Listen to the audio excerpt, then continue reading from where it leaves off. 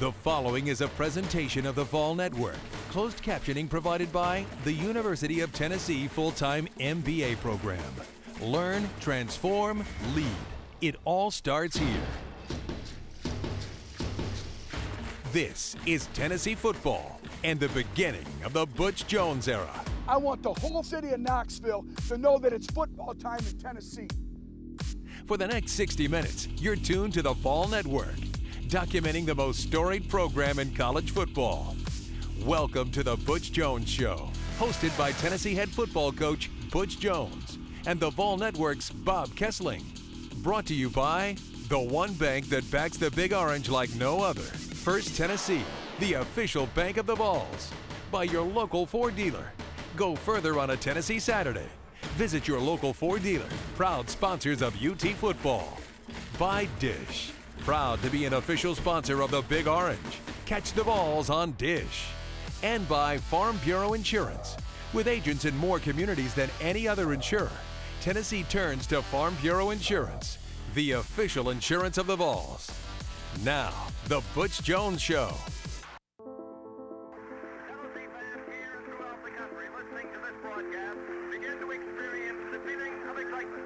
This game means so much to so many people. You know, two great institutions, our former players, and that's what makes the pageantry of college football. That's what makes college football special.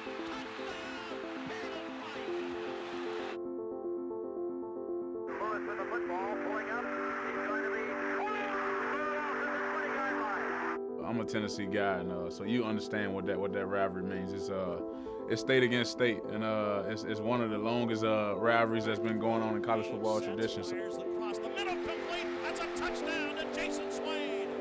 Both teams have battled. Lewis looking, being pressured, pass down into the end zone. It is intercepted, penalty. Intercepted on a reflection by Mike Perry. 3, 2, 1. Pandemonium reigns. You know, it's definitely a big tradition around here. I learned that my freshman year. It was one of, if not the best rivalry, you know, in all college football. And, you know, you just go out there and battle each week. You're playing the best. You know, they're number one in the nation right now. And every time I play them, they've been number one since I've been here. So, you know, you're competing against the best. You get to size your team up against the best and try to go out there and, you know, win the ball game. I've found out at a very early stage that this is very important in Tennessee football history.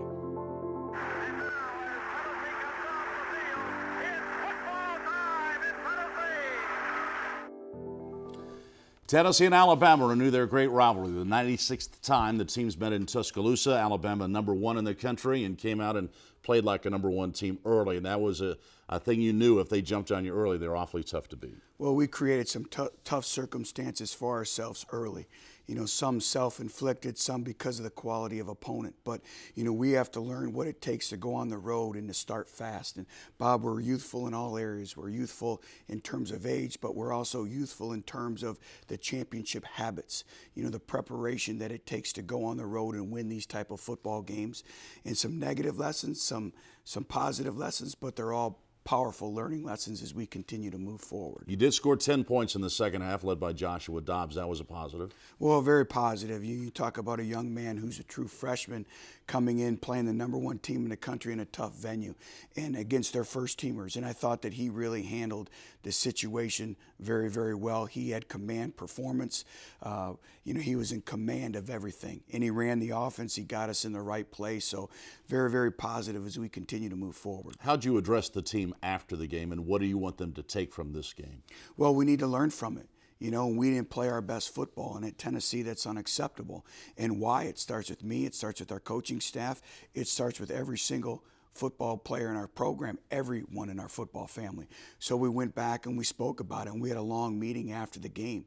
You know, we take pride in our performance, and we didn't perform very well. And again, some was quality of opponent, but a lot of it was ourselves. I didn't think we played our style of football that we've come to play here over the last couple weeks. Now moving forward, another challenge with Missouri. So how do we respond? And I'm gonna rely on our seniors. I'm gonna rely on our leadership. But like I said earlier, we're youthful, and we're learning the championship habits. We're learning what it takes to win, especially when you go on the road. Tennessee and Alabama from Tuscaloosa. We'll show you highlights next here on the Butch Jones Show. Our Adidas Ball Scholar of the Week is Michael Palardy. The senior kicker and punter from Coral Springs, Florida, wears the Ball Scholar patch and is majoring in communication studies.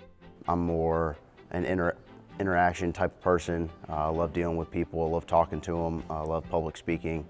And the reason I chose that was because for future jobs, I feel like I want to do something with sales, being able to talk to people, not sitting behind a desk and writing things or behind a computer or anything like that.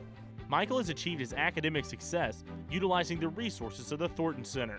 The amount of resources that we have here at the Thornton Center are unbelievable. I've come in and gotten tutored. I've come in study sessions when finals, when we have finals, and we have group study sessions when we don't understand something. Congratulations to Michael Palardy, our Adidas Ball Scholar of the Week.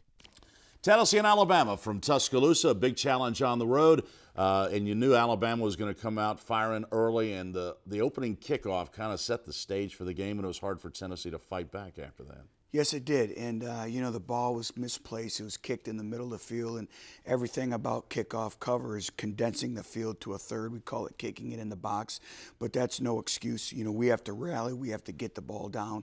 We weren't able to do that, and that kind of set the temperament for the entire game. That's the whole thing about playing on the road. You know you're going to get hit in the mouth a couple of times, and that's how you bounce back, right? Well, when you go on the road, you're responsible to create your own opportunities. You're responsible to create your own momentum, and that's what we talk about each and every day. And right now I'm kind of going through my mind, how can we simulate going on the road in practice, because our players have to understand, again, it gets part of that youthfulness in terms of experience, but also the expectations. When you play a tough team in a tough venue, you have to be prepared each and every snap. So Alabama comes out in the game and actually scored on its first 4 possessions. This is the very first possession in the first quarter, and Amari Cooper. Again, all it is a quick screen. Our nickel has to get the ball down. And, a short pass turns into a big play, and then, off-tackle football play, touchdown. Right here is a missed assignment by the safety. Again, inexcusable. And again, when you're playing a good football team like Alabama, you can't beat yourself. So now it's 28-0, and this is action in the second quarter, and Devin Young gives Tennessee a spark. And I thought Devin Young was a real bright spot in this football game. He really flipped field position for us, and we really challenged our kickoff return all this week to get back to playing and executing the way we did early in the season, and it was great to see Devin back. And so Young takes it 44 yards and knocked out of bounds, and Tennessee in good field position. But the quarterback health of Justin Worley was a concern. Well, it was great to see him making some plays with his legs, but, the more and more pounding on his thumb, doesn't help, and it's an accumulative effect throughout the course of the game. So Worley shaking up that time, and now back to throw again. Hits his thumb, and interception. Obviously, now we have to get the ball down, and we work tackling drills, in our maximum 1 period offensively, and we have to rally and get that ball down. And so again, you see Worley wince right there as the thumb is hit. Did you have any thoughts of taking him out of the game at that time? Well, he was able to throw on the sidelines, and he was okay. So, we kept him in. Here, opportunistic. Again, we have to tackle low, but we come up with the football, and that was great to see. And we're still in the game. It's 28-0. But, it's a 60-minute game, and this is great to see. And then I thought, now it's what you do with the ball once the defense gets you the turnover, and we start to move the football. And, we're performing the 1-minute drill. I thought we did a great job moving all the way down the field. Then we'll see later we have a catastrophic mistake, but a great job by Justin. Get the ball to his third progression, and then I thought Rajon got the ball vertically, which he needs to do. Completion to true freshman Josh Smith. He has to learn how to get out of bounds. And now we stopped the clock with the first down, and we're moving the football. And great job by Justin. You actually see a little bit of burst and explosion here. Now, we have 3 points in our back pocket. Now we're thinking touchdown before the half. So Worley on the scamper, and then now Worley with a good pass to Cody Blank, his first Tennessee reception. Well, Cody does a great job, of going up, high pointing the ball and going down and getting it, finishing it, and, we're moving the ball. And it was great to see that, he steps up and he made a play when we needed to. But again, this was catastrophic. You're going in, you have points on the board, and it turns around. Now we have to get the football down, and we don't do that, and it goes 7 points the other way. So Collins goes in, and now Joshua Dobbs, you decide to go with him in the second half. Yeah, at halftime made a decision to go with the true freshman, and again, I thought he handled the environment, he handled the circumstances exceptionally well. I thought our players really rallied around him. You know, we start the third quarter off in a big run here by Rajon. Now again, we call this the blind tackle. He's got to chin the ball and not allow that ball to come out, but big momentum play for us, and you know, now we're in scoring position. Rajon led the team in rushing with 70 yards in the game and also scored a touchdown. You know, so we come away with 3 points, which I thought was critical to come away with something positive starting the second half. And Michael Palardy, again, consistency and performance, which we're going to hear from him in a few moments. But again, he's playing exceptionally well for us. What do you like about Joshua Dobbs? Well, he was very, very poised. I thought he managed the offense exceptionally well, got us into the right plays, and he can make some plays with his legs as well. And shows a strong arm here on the rollout to the right. Yes, this is a naked play, beats the defender with accuracy and ball placement. And again, I thought he was extremely, extremely poised. Back shoulder throw to Jonathan Johnson. Michael Palardy, who's been outstanding punting the football all season long, and this is another good one. Well, he's done exceptionally well with his pooch kicking, and you know, Jerron Toney does a great job. We call that triangling the football. J.R. Carr's done a great job for us in coverage as well, our long snapper. Tennessee gets the ball back, and now Joshua Dobbs again. Freshman to freshman, and you know, a big play for us. And again, I thought Josh was extremely poised, and Marquez North continued to do some good things for us out on the perimeter. He's getting better, isn't he? He is. He's improving each and every week, and he's learning the nuances of getting released from the line of scrimmage, you know, his breaking points. He continues to get better and better. Tennessee now trying to put it in the end zone as Dobbs again making something happen. Well, again, you know, making something out of nothing. Now he needs to learn to get his pad level down there. Yeah. But, you know, we have first and goal. And again, you know, thought it was critical that we come away here with a touchdown. And Rajon does a great job now, take care of the football, but we get the ball in. And, you know, this was set up on a fourth down play as well. And I thought that was great to see, you know, again, Joshua really executing in those type of situations, you know, tough venue, some fourth down calls. And I thought he managed the football exceptionally well. One of the great plays that wasn't on there, that it doesn't show up as a big play, but we had 3rd and 1. And he was able to get us in the appropriate check. He's very, very cerebral, and so it's going to be paramount that he has a great week of practice moving forward. How's Worley's thumb, and what's the quarterback race look like this week in practice? Well, Justin could have went back into the game if needed, and so we'll see how he is health-wise today, and should be a great quarterback battle this week. Again, so when we come back, we'll take a look at the SEC Player of the Week last week, and the special teams has had a great year for Tennessee, Michael Palardy.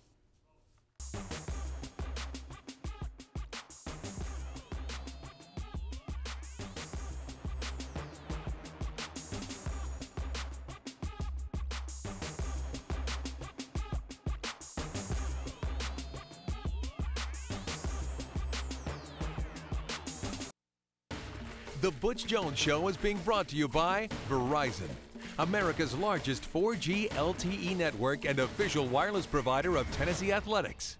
By UT Medical Center, Tennessee's hospital. UT Medical Center, wisdom for your life. By the natural gas utilities and pipeline companies in Tennessee. Natural gas. And by Food City, value every day. It's time to go inside the orange. Brought to you by the Peyton Manning Collection on DVD. Available at participating Walgreens and Cracker Barreled All Country Store locations or online at volnetwork.tv. Kickers operate under a microscope. Without success, always comes criticism. I'm on an island when I'm out there. I've taken that criticism and I've ran with it, and I've kind of put it in my back pocket as a drive for my success and wanting to be great. Tennessee senior Michael Palardy, with the help of a great kicking battery, has embraced his critics and has played exceptional football in 2013. To be honest, it's an honor and blessing to be in the position that I'm in right now. I think Coach Jones and his staff, once they came in here in spring, they've really helped me to succeed the best way that I possibly could. Mike will be the first one to tell you Coach Jones is always in his ear, and he's always trying to get on him during practice to make sure he's doing his job, and he makes his job tough during practice. But directly after practice and in the meeting rooms, he's one of the first ones to come up and congratulate him as well. Confidence has been a big thing this year for Mike, and you know, Coach Jones has helped instill so much in it and helped prep him in practice to make things easier during the game. There's the snap. It's a good one, and Palardy drills another one. Wow, what a kick by Palardy, going back to field it is Swan back at his 15-yard line, and he is done. Unbelievable kick, unbelievable coverage, 57-yard punt and no return. What a day Michael Palardy's having. Punting is the first play on defense. So when you pin someone deep, when you pin the opposing offense deep, you're making the defense's job a lot easier. Those struggles for the South Florida native were rewarded with one snap, one hold, and one memorable kick. Worley under center. Spikes it with 3 seconds to go, and now here comes Michael Palardy on to win it. I've done this kick before. I know what to expect. It's like every other kick, to go out and execute. A 19-yard field goal attempt from the left hash mark. I wasn't worried about the atmosphere. I wasn't worried about the situation. I was just worried about making that kick. There's the snap. There's the kick. There's the win. Michael Palardy boots Tennessee to a 23-21 victory over South Carolina. I saw Mike sprinting down the field, and I thought, man, he's running way too far for me to go chase him right now. I'm going to look for someone to celebrate with on the sideline. Me, Mike, and JR, every day we go through that game winning kick, and I was like, it finally came true. Dreams do come true, and Mike sprinting down the field, of course. I was like, here we go. It's time to go jump on Mike and celebrate. It just goes to show that hard work pays off, dedication pays off. Celebrate the moment, yes, but at the end of the day, I still got another job to do. I still got more kicks to come in the future. For the Butch Jones Show, I'm Rick Russo.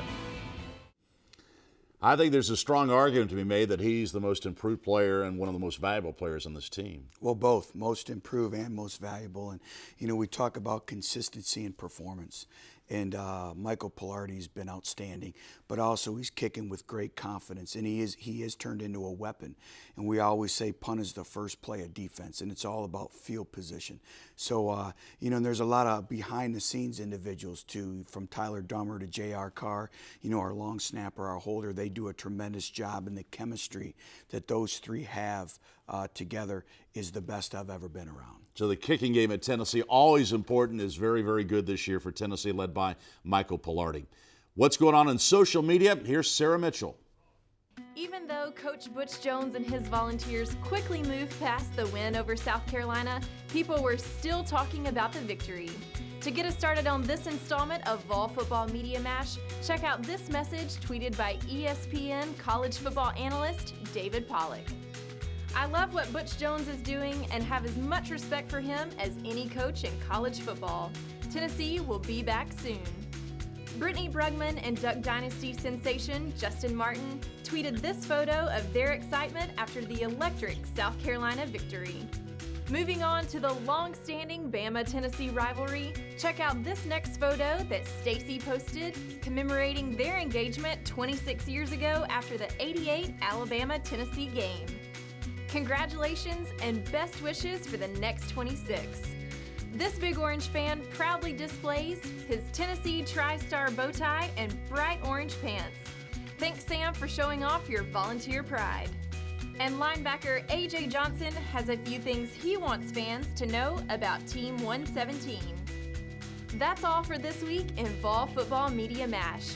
As you prepare for next week's away game, tag me in your best Tennessee tweets at SarahUTK, and we'll choose the best ones for next week's show. Don't go away. The Butch Jones Show will be right back.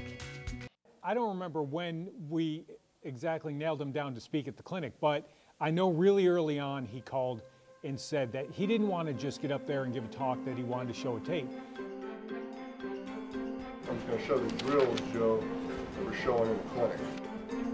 When Peyton goes to work on something like this, he really does. He has everybody in line, and they were, I have some of the best quarterback footage that you've ever seen. And we put it together, you know, to show in the clinic, and he really did do a great job. So here, here's how I start throwing. First, you know, deep parallel, a couple throws, just working on being balanced.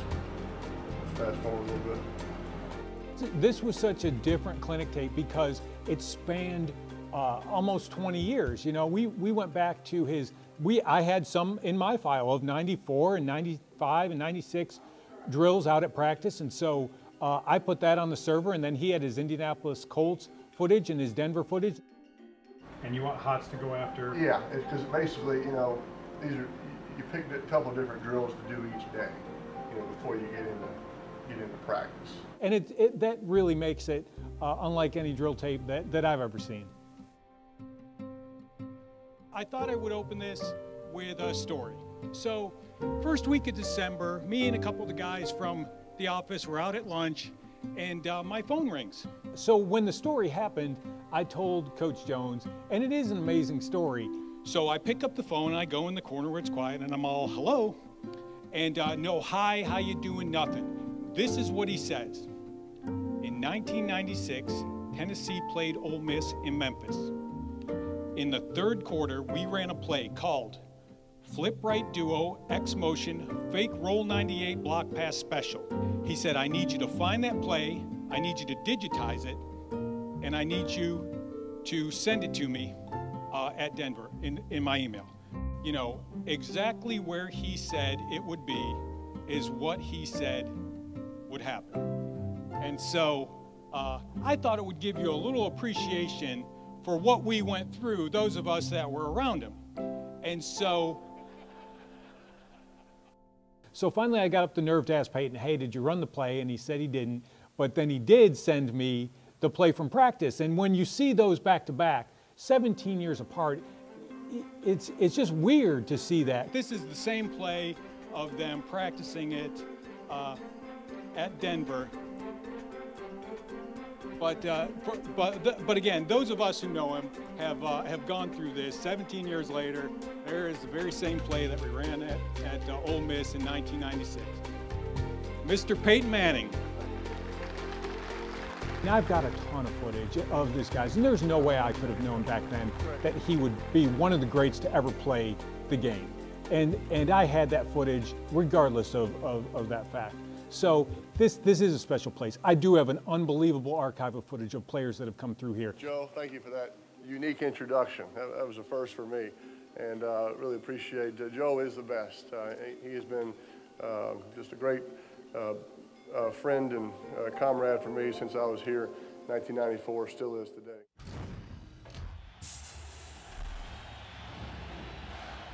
Joe Harrington's one of the best in the business at what he does, and of course Peyton Manning, no, don't have to say anything more about him, how special he is to you and this program still. Well, both are the best of the best, and Joe and Peyton have this special bond, this special chemistry that you can see that they've worked together for many years. But, you know, I kind of chuckle watching that because in very Peyton style, he just didn't want to be a clinic speaker. He wanted to be the best clinic speaker. And that was a great couple days that we were able to spend with him. And you told us after the South Carolina win, the first text message you got was from? None other than Peyton Manning. Peyton Manning. And win or lose, he's there with us each and every week. And, you know, got a text from him last night, I bleed with you. And he understands the process that we're going through. He understands, and he knows it's difficult. And we're changing a mindset. We're changing habits. But, again, I'm going to go back. Our players are very proud of what they have, and they want to work, and they want to do well. And so that's why I've enjoyed coaching this football team, and we're making sure the foundation's in place. When we come back, we'll ask the coach here on the Butch Jones Show. Time out to check the stats. Brought to you by Dish. Great quarterbacks playing at the University of Tennessee are nothing new for the Big Orange. Touchdowns have been heaved from the likes of Manning, Holloway, Ainge, Robinson, Kelly, Clausen, and Martin. With all the greats to play the position, it is Bryson City, North Carolina's very own that sits #1 with the most consecutive games throwing a touchdown pass. Hash mark. Schuler, misdirection, throws the ball. It is caught by Tennessee at the 35 to the 40, to the 45 to the 50, to the 45 to the 40, to the 35 to the 30, to the 25 to the 20, to the 15 to the 10. He has scored. He has scored. Give him 6. Touchdown, Big Orange. It's the down 4. Check the stats. Heath Schuler stands atop with 18 consecutive games with throwing a touchdown, from Alabama in 1992 to Schuler's final game against Penn State on January 1st, 1994. Check the stats. Only from Dish do you get the Hopper Whole Home HD DVR. Learn more at dishballs.com. Catch the balls on Dish, official sponsor of the Big Orange. The Butch Jones Show is being delivered by UPS. Let UPS put the power of logistics to work for you. Visit thenewlogistics.com. By Hyundai. College football fans show their loyalty in all kinds of ways. Hyundai fans just buy another Hyundai. By Eastman Chemical Company, celebrating 20 years of sustainability. Check us out at facebook.com/Good Sports Always Recycle. And by the Tennessee Education Lottery, proud to have raised over $2.7 billion to support education programs in Tennessee. It's time now for Ask the Coach, presented by Academy Sports and Outdoors. Currently serving Vol fans with 7 Tennessee locations and online 24/7 at academy.com. Here's the first question we got. It's from John Arwood.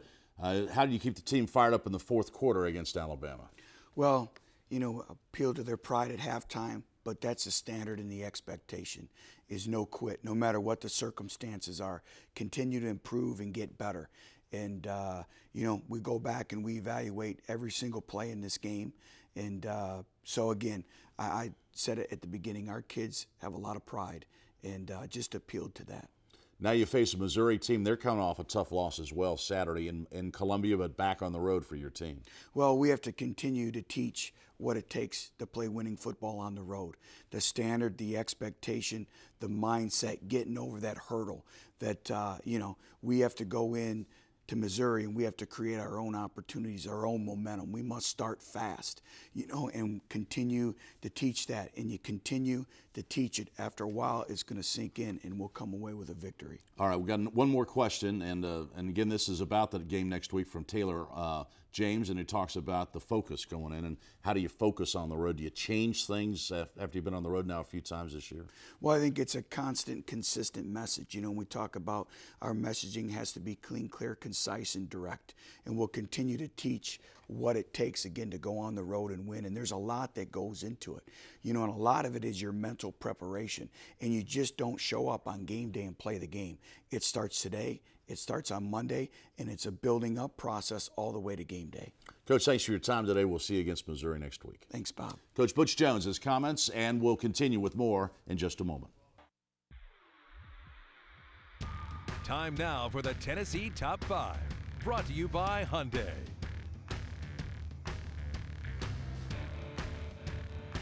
Handoff, draw play. Drake to the 5. Drake spins and gets close to the end zone.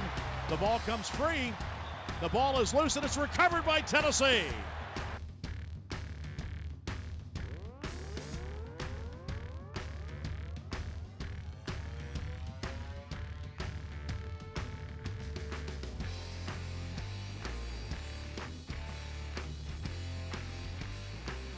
Back to throw, steps up, winds up, and out pattern is caught on a great diving catch by Marquez North up at the 23-yard line.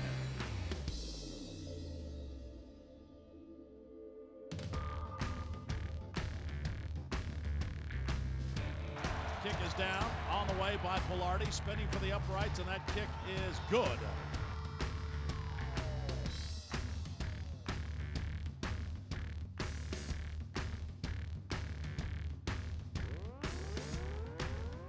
There's a kickoff by Foster, It'll go 1-2 yards deep by Deveron Young. He'll bring it out to the 10, 15.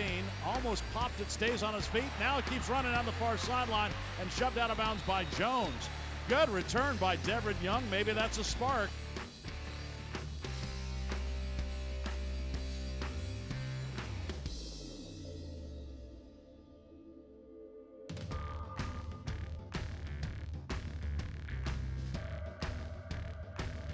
Hands off, tailback up the middle, fighting for the end zone, and not in. Rajon Neal down just inches shy of the goal line.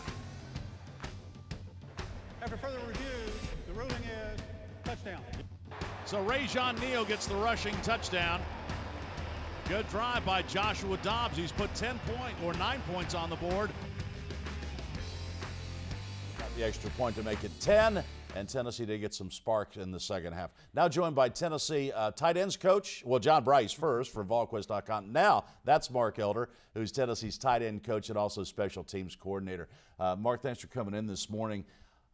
You wear two hats, and the special teams is such a big part of the Butch Jones philosophy about winning football games. So now then you got to also work your tight end. So you got a busy week, don't you? Sure. And we divvy up a lot of those duties so that it's evenly distributed, but there's a lot that goes into it. So, yeah, got a lot to do with the tight ends and preparing the offense and then also special teams. So your tight end core is pretty depleted, really. You lost several guys to injury, which was really shaking up how you had to play things this year. Yeah, I've had a couple guys that have had some injuries. Obviously, Joe, the senior, losing him mid-year was tough. Feel for him because I know he's put a lot into this program, so that was difficult. Losing Alex early, hopefully he'll be back before the season's done, but that's at the same time opened up some opportunities to give AJ some time, and he's really grown and become a better football player from the day he stepped in here, so that's been a positive. Mark, we've talked all along about you challenging those tight ends to amp up their toughness, amp up their physicality. How have you seen them grow throughout the season to the point that they are now? I think Brennan Downs has done a nice job. He's playing through pain and doing a nice job with that. He's shown that he's willing to do what he can for the team and be a tough guy. AJ the same way. He's playing through some issues and he's really stepped up as far as not being a freshman anymore and understanding what his role is and improving in that regard. And he's gotten tougher. Tight end is such an important part of this offense. You want to have 3, 4, maybe even 5 of them if you got them, and it's kind of hard when you're kind of low in numbers right there because of injury. Absolutely. I mean, the tight end's a critical spot for us. We're in multiple tight end packages, so we need a couple different guys. And when you're getting a little bit short in that category, it makes it difficult if someone's getting dinged up or something along those lines. But we've also moved Joe Stockstill over, and he's found himself a nice role on some short yardage situations, so that's been a positive too. We'll talk about Joe a little bit. He was a high school quarterback. Yeah. Just basically said, Coach, I'll play any place you want me to play. And now suddenly he's getting a chance to play some H-back and tight end. Yeah, Joe's found himself a home. I mean, he's been bouncing around. I think he's found himself a home now, playing some fullback, playing some tight end, and initially a quarterback. And I know he got injured his senior year in high school, and then we moved him over to linebacker, and that was kind of his first time doing that. And then he was fighting to get into the 105, and ever since he got into that 105 for the beginning of camp, he's proven his toughness. He's done a nice job. He moved over to tight end when we had some of those injuries, and he's willing to go and strike you, and he's found himself a role on some of those short yardage situations. We're with Mark Elder, Tennessee's tight end and special teams coordinator, and we'll continue with more in just a moment here on the Butch Jones Show. It's time to announce the AutoZone player of the game. Get in the zone, AutoZone. In the zone for Tennessee was Joshua Dobbs. The freshman from Alpharetta, Georgia, was 5 of 12 passing for 75 yards with a long completion of 29. He also carried the ball 3 times for 19 yards. Congratulations to Joshua Dobbs, our AutoZone player of the game. AutoZone, proud sponsor of the Vols. Parts are just part of what they do. The Butch Jones Show is being brought to you by the Peyton Manning Collection. Over 6 hours of spine-tingling content on DVD. On sale now at participating Walgreens and Cracker Barrel Old Country stores. Or online at volnetwork.tv. By the Tennessee Fund. Don't just cheer for the volunteers. Be one. Visit TennesseeFund.org. By the natural gas utilities and pipeline companies in Tennessee. Natural gas. And by TRH Health Plans. We've got you covered. Get a rate quote online at trh.com or at your local Farm Bureau office. We're back with Tennessee tight end and special teams coordinator Mark Elder. Talk about your background a little bit, your playing career. How'd you get hooked up with Coach Butch Jones and on this coaching staff? I had a small-time career at Case Western Reserve up in Cleveland. From there, GA'd at Akron under Coach Owens, Coach Winters, and those guys. Went to Lehigh, Iona, Wayne State, went back and GA'd again at Michigan, and from there, Coach DeBoer, who was at Michigan, and he and Coach Jones have worked together. So he got me the opportunity to interview and got on with Coach Jones at Central Michigan. It's been a fun run ever since, going Central back to my hometown of Cincinnati and now here to Knoxville, which is awesome. Mark, we referenced earlier that you also wear the special teams coordinator hat. And Butch Jones is very involved in that as well. He still coaches one of the teams, I think, out on the practice field. How important is that message that he's sending to everyone when he's that involved with that aspect of the game? Yeah, absolutely. I mean, he runs the punt. That's his baby. And when the head coach puts a major emphasis on something, the whole team's going to get the message, and that is clear that special teams is going to be an advantage for us. We're going to emphasize it more than the rest of our opponents, and we're going to put more time and effort into it, and we're going to play the guys necessary to be successful with it. So when he sends that message, and it's a loud and clear message to the guys, they're all buying in. Michael Palardy has had such an outstanding year. Talk about his development and how much did you tweak or adjust his style or maybe his approach to kicking and also field goal kicking? Yeah, as far as punting is concerned, he's doing a really nice job. He's getting great hang time, punting the ball down the field. And he's got a bunch of them inside the 20. He had 2 of them inside the 5 yesterday. So he's done a nice job as far as that's concerned. Kicking-wise, I mean, he's missed one. I mean, we had the one where we messed it up, but he's missed one on the year. Other than that, he's been perfect. He's done a really nice job kicking. Kickoffs, he's got a nice strong leg. He's got to improve his accuracy on that a little bit. We need to make sure that we're putting the ball in the right spot there. But, you know, I think he's playing with confidence. He believes in himself. We believe in him, and he's done well. It's a lot more than just punting the ball down the field. I mean, you've got angles. You want to try and pin guys against sidelines. So there's a lot of work that goes into the strategy of how you want to approach the game each week, right?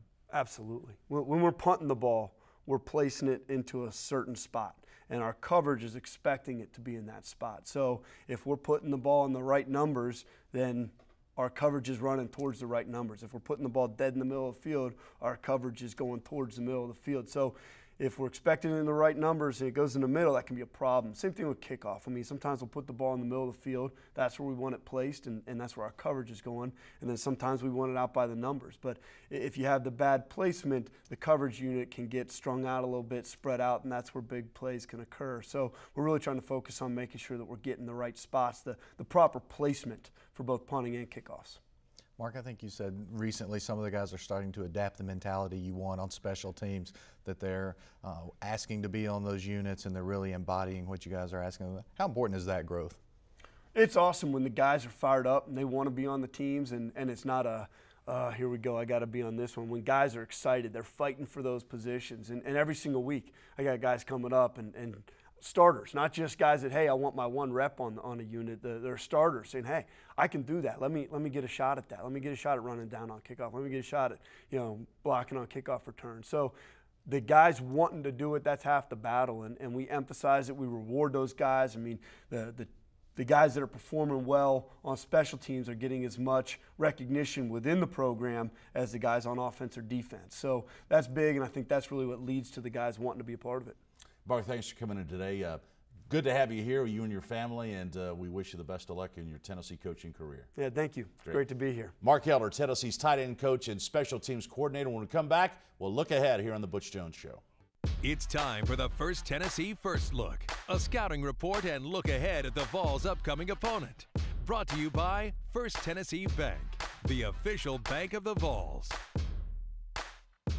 Week for Tennessee as the Volunteers travel to Columbia, Missouri to take on the Missouri Tigers, who had a tough loss against South Carolina on Saturday night. Double overtime, had a 17-point lead in the fourth quarter. So we'll see what kind of mood the Tigers are in. Yeah, the Tigers were up 17-0, less than 11 minutes to go at home. Lost that contest in double overtime. Matty Mock will be making just his 3rd career start at quarterback against the Vols. So it's going to be interesting to see Missouri's mindset.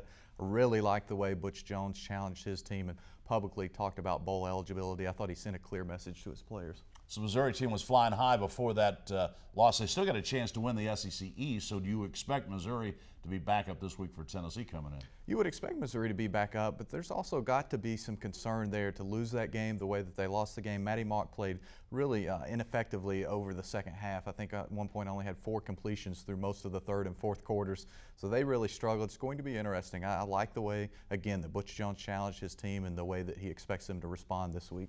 And, of course, Tennessee's quarterback situation will be analyzed this week in practice. Justin Worley, is his thumb okay?